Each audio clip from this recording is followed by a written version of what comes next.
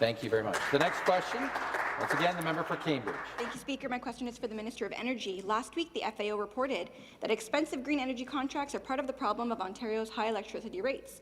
And with this government's subsidy of rates for large businesses, quote, the costs are being moved from ratepayers over to the taxpayers, end quote, to the tune of $2.8 billion for the first 3 years, totaling $15.2 billion of subsidies by 2040.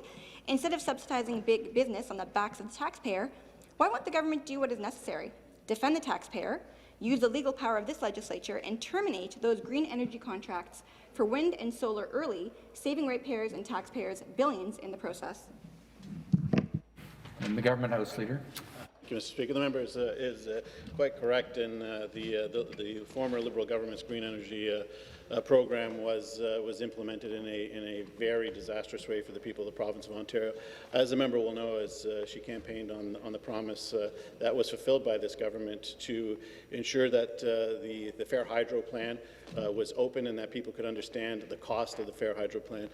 Very correct in how expensive it has become. It is a multi-billion-dollar expense to the people of the province of Ontario. It's not to suggest that green energy is an important part of our energy mix in the province of Ontario. It is, Mr. Speaker.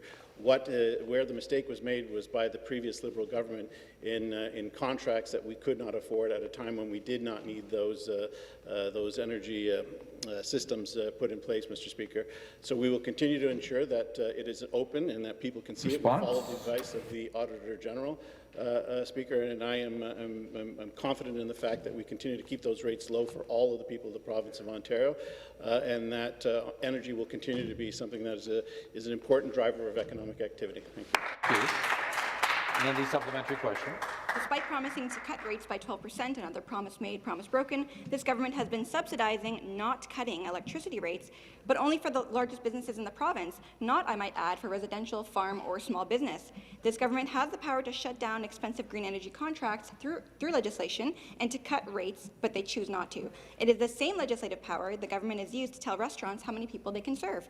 Additional expensive electricity by wind turbines in the Nation Rise Wind project is being constructed in the riding of Stormont, Dundas, South Glengarry that will cost ratepayers $400 million over 20 years for electricity we don't need and is in surplus. Why doesn't the government defend the taxpayer, use the power of this legislature the same way it uses its power in restaurants, and legislate an end to these green energy contracts and decommission surplus wind turbine projects, starting with the Nation Rise project?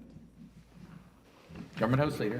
Of course, the member will know that we have reviewed all of those contracts, Mr. Speaker, and those contracts that could be terminated were in fact terminated early on. One of the first things that we did as a government. We have continued to keep rates low for the people of the province of Ontario. In fact, when compared to what the costs of energy would have been had the Liberals been re-elected, we have been able to reduce those by 18%. We've gone even further during the pandemic, Mr. Speaker, by reducing rates for all of the people of the province of Ontario, and including businesses, small, medium, and large job creators. They're an important part of the economy, whether it's restaurants, whether it's our large job creators. They're an important part of keeping this economy going so that we can continue to pay for safe schools, long-term care, health care, Mr. Speaker. So I certainly make no apologies for helping individual Ontarians, and certainly no apologies for helping small, medium, and large job creators. Response? Who are so important to the economic recovery of the province of Ontario.